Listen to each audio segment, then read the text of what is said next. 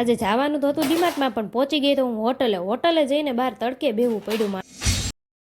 Hello friends, જય ભોળાનાથ. કેમ છો બધા? મજામાં ને? મજામાં જ રહેવાનું છે. સ્વાગત છે તમારું મારા આ મિની બ્લોગમાં.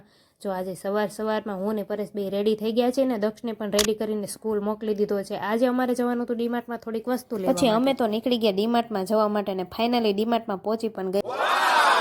પછી તો પરેશે હાથમાં લઈ લીધું બાસ્કેટ ને એમની ખરીદી કરવાનું શરૂ કરીને. મારે તો કંઈ લેવાનું હતું નહીં એટલે હું એની પાછળ અને ફાઇનલી બધી વસ્તુ લઈને અમે હોટલે જવા નીકળી. ફાઇનલી હોટલે તો પહોંચી ગયા. પછી મારે કાંઈ કામ હતું નહીં એટલે પહેલું કામ મેં કર્યું વિડીયો ઉતારવાનું કામ ને પરેશ જો બેસી ગયા હતા એના કામ પર. એને એનું કામ શરૂ કર્યું.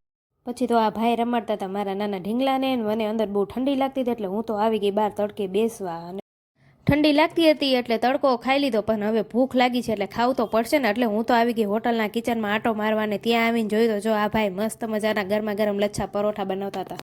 પછી તો જો હું ને પરેશ બે બેસી ગયા જમવાને. જમવામાં હતા ખાલી દાળ ને રાઈસ જ. તે હાલો તમારે જમવું હોય તો પછી કહેતા નહીં, કીધું નહોતું.